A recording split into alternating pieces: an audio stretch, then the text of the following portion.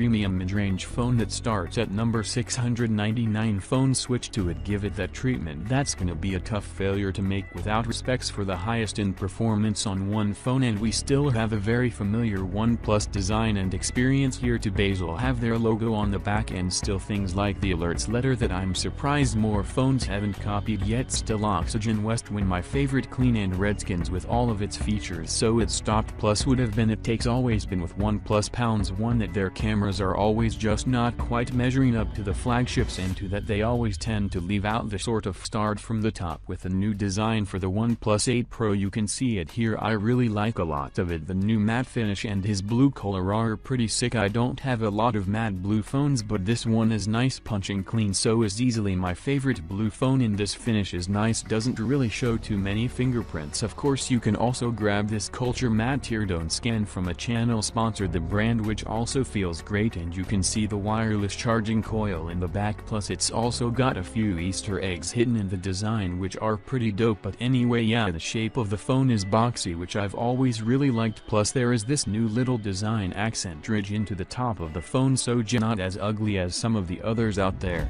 It still is pretty big, like it's annoyingly rocks on the table big for sticking out of the phone that much. Like our point that you're looking at the new display, which is an upgrade to pretty much all the ways that count, but also technically a slight downgrade to. So this is a 6.78 inches 1440p 120Hz AMOLED display, and it's really good. OnePlus and DisplayMate say it's their most color accurate display ever. No, the best OnePlus they've ever given. Can start to sound a lot like the Zomark at this point, but I believe color's great calibration for 2024. All these new flagships, which is the smooth 120Hz refresh rate plus 240Hz touch sampling rate, and it is awesome. I'm looking forward to this. Couple specifics on it. 1, yes, it does let you run both high refresh rate and high resolution at the same time, and that's exactly what I've been doing. 1440p at 120Hz at the expense of battery, but you now live your life. Then yes, it is technically a variable refresh rate, so even when you have it set 220Hz just like last year, it will step down to 60Hz occasionally when you're just sitting around not doing anything, or if you're on the home screen, or if you're in some act that won't use it like Waves or Google Maps or Snapchat or a game or something. Then yes, there is still an optical thing operator underneath that screen. It doesn't appear to be any bigger or faster, but still fairly reliable for me. And yes, the edges are still curved over both sides, and this is my least favorite feature of this display. I still get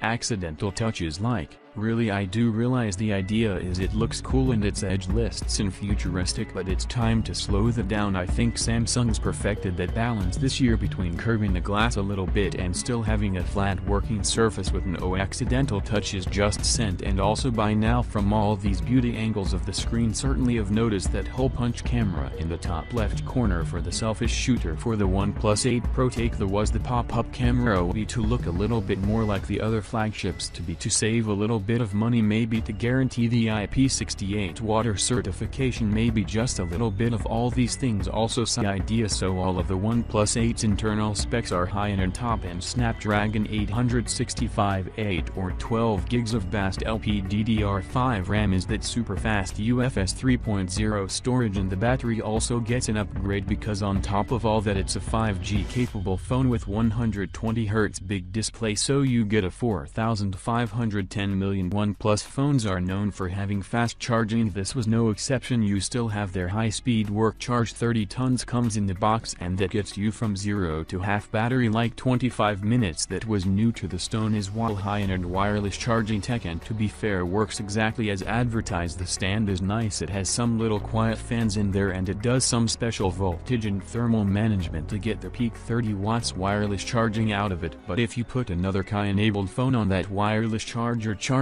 slower, and if you put the OnePlus 8 Pro on any other wireless charger, it charges slower because that tech was proprietary to 48 megapixel main camera with OIS. Then there's a 48 megapixel ultra wide with macro mode, which fun fact is the same sensor as the primary camera from the OnePlus 7 Pro. Then is a 3x telephoto camera, and believe it or not, the fourth one is a 5 megapixel color filter camera, so that's your array. Go ahead and say it's spitting out sharp 12 megapixel images with nice dynamic range, and colors a bit overexposed sometimes, that's where, but generally these are nice photos. Also sign in advance for slightly less outdoor photos. Both shelter in place quarantine thing clearly means I also have less people subjects, but yeah, you can tell this isn't a confident nice camera. No autofocus issues at all, especially given some light, and even sometimes when you don't it's nice I like it. You are still going to get more fringing with close-up subjects. I take a lot of photos, and that's the downside of the big 1/1.4